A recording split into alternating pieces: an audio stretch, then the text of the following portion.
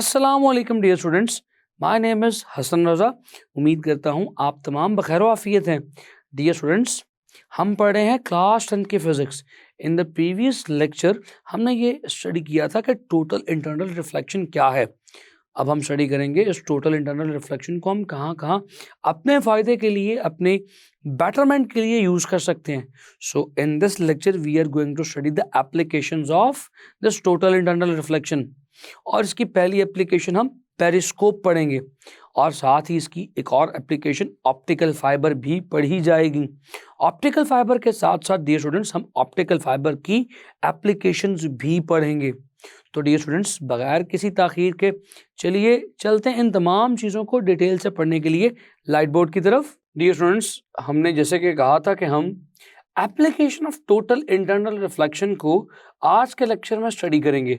तो dear students, total internal reflection की क्या एप्लीकेशंस हो सकती हैं? डियर स्टूडेंट्स, इस टोटल इंटरनल रिफ्लेक्शन की पहली एप्लीकेशन में पेरिस्कोप शामिल है। क्या होता है ये पेरिस्कोप? स्टूडेंट्स, पेरिस्कोप आमतौर पे अंडर वाटर रहते हुए वाटर की सरफेस पे देखने के लिए इस्तेमाल होता है। एग्जाम्पल देता हूँ, सपोज कर लें कि आप यहाँ तो स्कूबा डाइविंग कर रहे हैं या आप वाटर की सरफेस के अंदर किसी भी सबमरीन में या किसी और व्हीकल पे मूव कर रहे हैं और आप वाटर की सरफेस से बाहर देखना चाहते हैं। तो स्टूडेंट्स, आपने अक्सर इस तरह की एक डिवाइस देखी होगी जो वाटर की सरफेस से बाहर देखने के लिए इस्तेमाल होती है। Something like this. Dear students, ये डिवाइस ऑब्जर्वर अपनी आंख यहाँ पर लगाकर देखता है और बाहर तमाम चीज़ों को ऑब्जर्व कर सकता है। यानी लाइट की रे इस पेरिस्कोप में यहाँ से दाखिल होती है, एक दफ़ा रिफ्लेक्ट होती है और फिर उसके बाद दोबारा रिफ्लेक्ट होकर ऑब्जर्वर आई में दाखिल हो जाती है। अब सवाल ये है कि इसमें टोटल इंटरनल रिफ्लेक्शन कैसे कार फरमा है।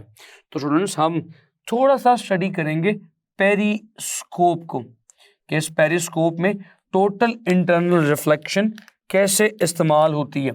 सो डियर स्टूडेंट्स, आप इस पेरिस्कोप को अपने घर में भी बना सकते हैं, लेकिन उसके लिए आपको थोड़ा सा टोटल इंटरनल रिफ्लेक्शन को फिर से रिकॉल करना पड़ेगा in the case of prisms. Dear students, जो हमने अपनी प्रीवियस क्लास में प्रिज्म से रिफ्रैक्शन का फिनोमेना देखा था, अब हम उसी प्रिज्म से टोटल इंटरनल रिफ्लेक्शन का फिनोमेना देखेंगे। हम कहते हैं डियर स्टूडेंट्स कि हमारे पास फॉर एग्जांपल एक इस तरह का प्रिज्म है जिसमें एक एंगल 90 डिग्री पर मुश्तमिल है। चलिए ड्रॉ करके देखते हैं। तो dear students, something like this, हमारे पास एक प्रिज्म कुछ इस तरह से है कि ये एंगल 90 डिग्री के और ये इसकी लॉन्गर साइड है, जिसे आप हाईपॉट भी कह सकते हैं। सो हम कहेंगे कि this angle is the angle of 90 degree. इसे राइट एंगल्ड प्रिज्म भी कहा जाता है। ये एंगल भी 45 का होगा और यकीनन ये एंगल भी फिर 45 का होगा। डियर स्टूडेंट्स, इसमें टोटल इंटरनल रिफ्लेक्शन का फिनोमेना कैसे हो सकता है? हमने तो प्रिज्म में रिफ्रैक्शन ऑफ लाइट को पढ़ा था। स्टूडेंट्स, टोटल इंटरनल रिफ्लेक्शन हो सकती है। चलिए मैं आपको दिखाता हूं कैसे। स्टूडेंट्स, अगर एक लाइट की रे बिल्कुल स्ट्रेट आकर इस साइड पर फॉल करे तो आप मुझे बताएं कि रिजल्ट क्या होगा। क्या ये लाइट की रे इस एयर से, इस रेयर मीडियम से इस प्रिज्म में, यानी कि ग्लास मीडियम में, एक डेंसर मीडियम में दाखिल होते हुए किसी खास एंगल पर बेंड होगी? सोचिए, रुकिए जरा, मैं चाहता हूं कि ये पॉइंट क्लियर हो जाए। लाइट की रे बिल्कुल स्ट्रेट आई, आके सरफेस पे टकराई, इस तरह से टकराई कि इसका एंगल ऑफ इंसिडेंस 0 डिग्री बन रहा है। सो माय डियर स्टूडेंट्स, क्या ख्याल है अब ये किस तरह से इस दूसरे मीडियम में दाखिल होगी? माय डियर स्टूडेंट्स, याद रखिएगा, जिस तरह से हमने रिफ्लेक्शन ऑफ लाइट के लिए ये बात कही थी कि जब भी कोई लाइट की रे किसी दूसरे मीडियम पे इस तरह से आकर टकराए कि इसका एंगल ऑफ इंसिडेंस 0 डिग्री हो, तो एंगल ऑफ रिफ्लेक्शन भी 0 डिग्री होता है। हमने कहा था कि ये हमारा एक मिरर है, ये मिरर पर बनने वाला नॉर्मल है। हमने कहा था कि अगर कोई लाइट की रे इस पर कुछ इस तरह से आकर टकराए कि बिल्कुल नॉर्मल पर फॉल करे, angle of incidence is equal to 0 degree, तो जो लाइट रिफ्लेक्ट होगी वो भी बिल्कुल इसी पाथ को रिट्रेस करेगी। Angle of refraction would also be equals to 0 degree. तो माय डियर स्टूडेंट्स, अब हम इस केस में भी कुछ ऐसी ही बात करने लगे हैं कि ये लाइट की रे बिल्कुल स्ट्रेट आई, आके इस सरफेस को टकराई, क्योंकि ये लाइट की रे इस वक्त इस सरफेस पे परपेंडिकुलरली आकर टकरा रही है। सो डियर स्टूडेंट्स, इसमें किसी किस्म की कोई भी रिफ्रैक्शन से बेंडिंग नहीं होगी। This ray of light will move straight, ये बिल्कुल सीधी मूव कर जाएगी। सो डियर स्टूडेंट्स, ये लाइट की रे स्ट्रेट अवे मूव करके इस फेस को टकराएगी, इस फेस यानी इस साइड को टकराएगी, तो क्या होगा माय डियर स्टूडेंट्स? अब इस केस में एंगल ऑफ इंसिडेंस है, क्योंकि जिस सरफेस को टकरा रही है उस सरफेस पे बनने वाले नॉर्मल के साथ ये एक खास एंगल बनाएगी। This angle is called as angle of incidence. Students, इस केस में एंगल ऑफ इंसिडेंस 0 डिग्री नहीं है। इस हाइपोटेन्यूस को टकराते हुए ये कुछ एंगल ऑफ इंसिडेंस फॉर्म कर रही है। स्टूडेंट्स, यहाँ पर कैसा कोइंसिडेंस होता है कि ये जो एंगल ऑफ इंसिडेंस है, this angle of incidence is almost 45 degrees, और इस ग्लास के लिए क्रिटिकल एंगल की वैल्यू 42 डिग्रीज है। तो क्या आप जानते हैं यहाँ पर क्या होगा? Students, imagine here the angle of incidence is greater than the critical angle. तो डियर स्टूडेंट्स, क्या होने वाला है? Angle of incidence is greater than critical angle पर टोटल इंटरनल रिफ्लेक्शन का फिनोमेना हो जाता है। तो ये लाइट की रे जो इस फेस पर टकराई थी टोटली इंटरनली रिफ्लेक्ट हो जाएगी। ये बजाय के नेक्स्ट मीडियम में जाए, यहाँ से ही बेंड होकर रिफ्लेक्ट होकर नीचे इस फेस पर फिर परपेंडिकुलरली फॉल करेगी।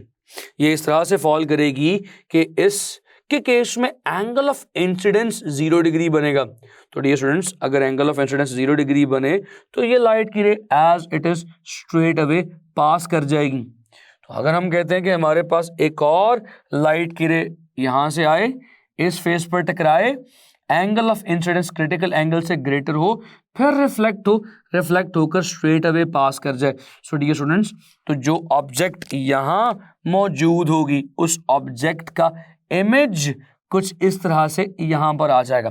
सो डियर स्टूडेंट्स, आपने एक प्रिज्म की मदद से 90 डिग्रीज पर लाइट की रे को बेंड कर दिया, 90 डिग्रीज पर आपने लाइट की रे को डेविएट कर दिया। स्टूडेंट्स, इसी फिनोमेना को हम पेरिस्कोप में यूज करते हैं।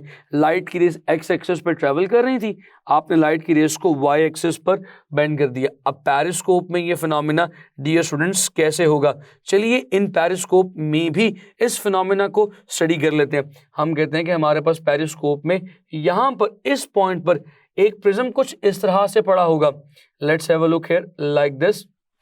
अब यहाँ पर जो भी लाइट की रेस डियर स्टूडेंट्स आएंगी, अब मैंने स्ट्रेट अवे डायरेक्टली ड्रॉ कर सकता हूँ।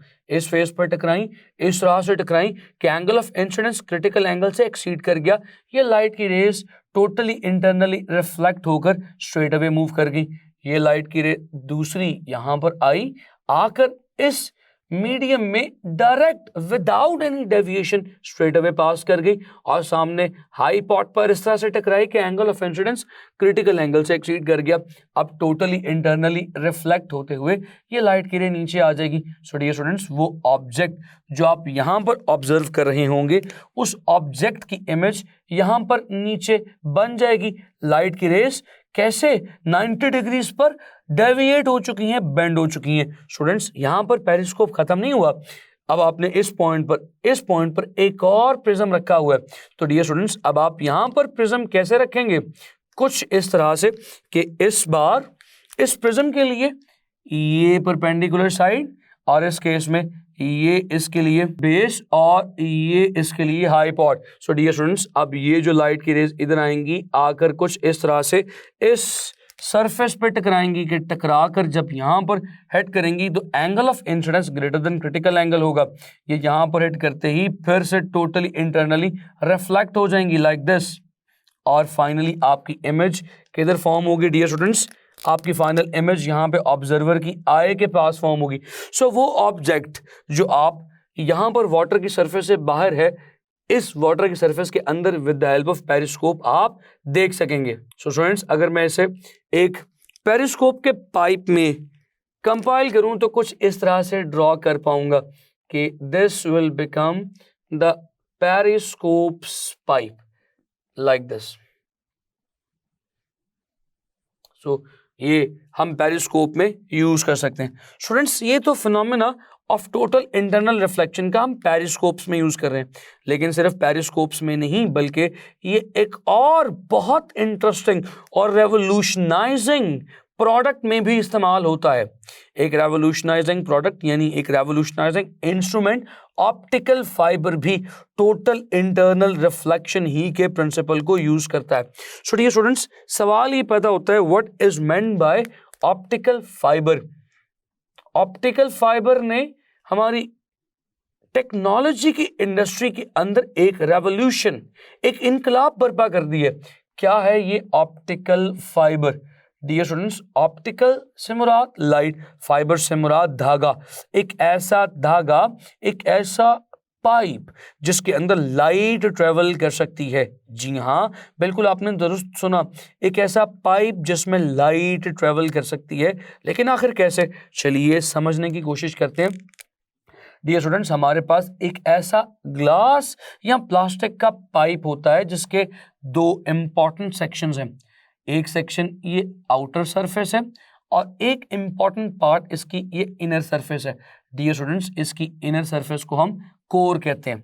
सो मैं यहाँ पर लिख देता हूँ कि this inner surface is called as core, इसे हम कोर कहेंगे। और ये जो एक्सटर्नल या आउटर सरफेस है इसे हम कहेंगे क्लैडिंग है। डियर स्टूडेंट्स, कोर और क्लैडिंग में जानते हैं क्या डिफरेंस है? हमारा कोर एक डेंसर मीडियम होता है। डेंसर मीडियम यानी इसका रिफ्रैक्टिव इंडेक्स ग्रेटर होगा।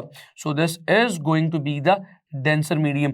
और हमारी क्लैडिंग, इस ऑप्टिकल फाइबर की आउटर सरफेस एक डेंसर मीडियम है। स्टूडेंट्स, इस इमेजिन करने के लिए मैं आपको एग्जांपल दे देता हूं।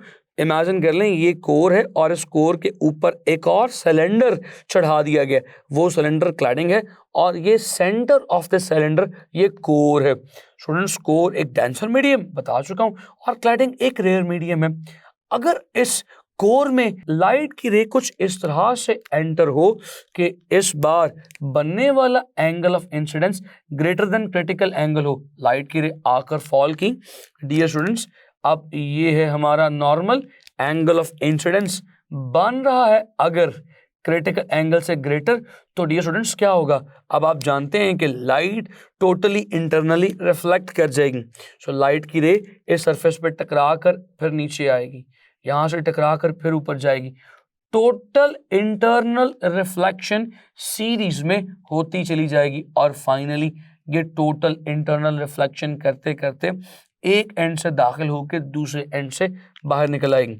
सो माय डियर स्टूडेंट्स, हम इस छोटे से पाइप से, इस बाल से भी बारीक पाइप से लाइट को एक पोजीशन से दूसरी पोजीशन तक ट्रांसमिट करवा सकते हैं।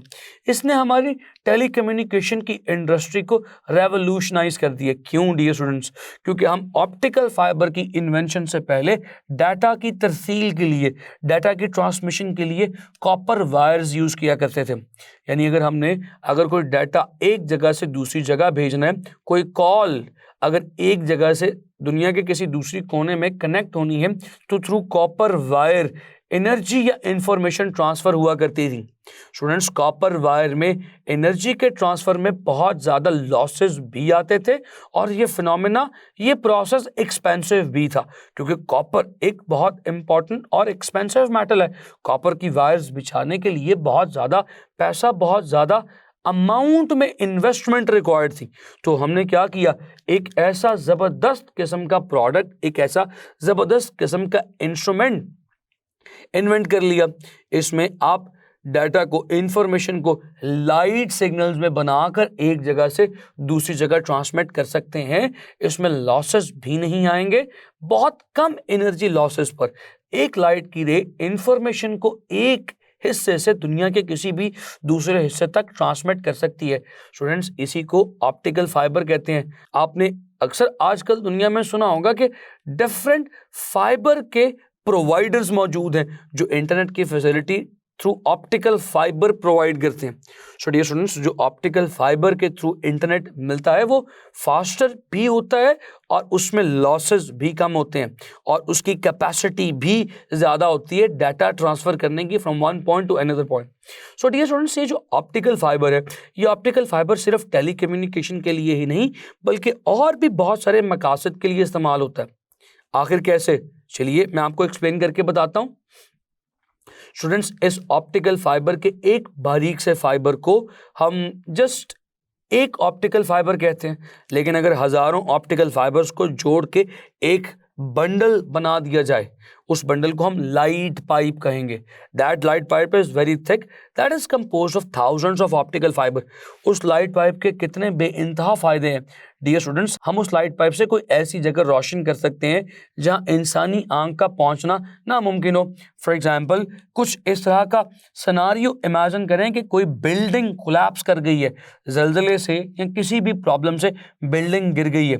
स्टूडेंट्स, उस बिल्डिंग के मलबे के नीचे, उस स्ट्रक्चर के नीचे ये देखना हो कि क्या यहाँ पर कोई इंसान दबा तो नहीं हुआ, कोई इंसान यहाँ पर ट्रैप तो नहीं हो गया, तो अंदर जाना नामुमकिन है। हम कैसे देख सकते हैं? मिसाल के तौर पे ये वो हिस्सा है जो गिर चुका है, इसके नीचे उम्मीद है, चांसेस हैं कि कोई इंसानी ज़िंदगी मौजूद होगी। तो अगर देखना हो, कैमरा लगाकर हम लाइट पाइप इस्तेमाल कर सकते हैं। So light pipe dear students कुछ इस तरह का पाइप होगा जो इस तरह से बेंड होता हुआ यहाँ पर आएगा।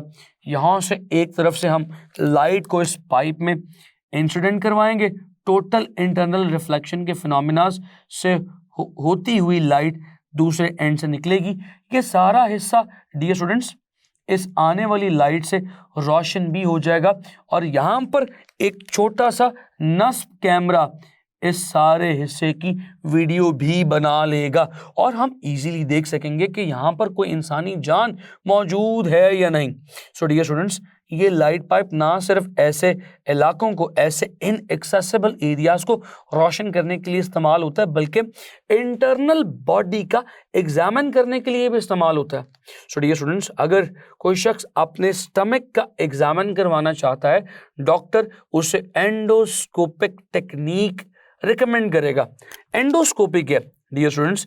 एंडोस्कोपी कहते हैं इन्हीं लाइट पाइप की मदद से इंटरनल ह्यूमन ऑर्गन्स की वीडियो या पिक्चर की फॉर्म में एग्जामिनेशन वाली टेक्निक। यानी कि अगर हम कहें तो हम अपने स्टमक को अंदर से नहीं देख सकते। अगर हमें अपने स्टमक को अंदर से देखना हो कि अंदर स्टमक की क्या कंडीशन है, क्या किसी सूरत, किसी पॉइंट पर, किसी सरफेस पर कोई डैमेजेस तो नहीं, तो हम देखने के लिए एंडोस्कोपिक टेक्निक यूज करेंगे। हम थ्रू माउथ लाइट पाइप को बॉडी के अंदर एंटर करवाएंगे और वो लाइट पाइप अंदर जहां जहां से जाएगा रोशन करता हुआ जाएगा।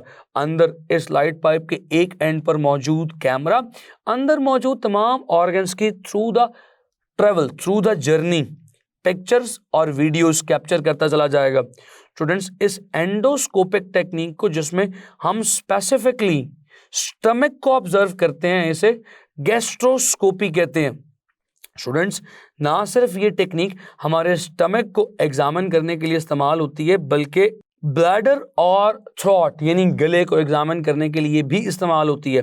ब्लैडर को एग्जामिन करने के लिए हम जिस एंडोस्कोपिक टेक्निक का इस्तेमाल करते हैं उसे हम सिस्टोस्कोपी कहते हैं। और डियर स्टूडेंट्स, इसी तरह से थ्रोट, गले का मुआयना करने के लिए जिस एंडोस्कोपिक टेक्निक को यूज किया जाता है इसे ब्रोंचोस्कोपी कहते हैं। उम्मीद करता हूं कि ये तमाम कॉन्सेप्ट्स आपको समझ आए होंगे। अपना बेइंतहा ख्याल रखें, इन तमाम कॉन्सेप्ट्स को अपने माइंड में ज़रूर सेट रखिएगा।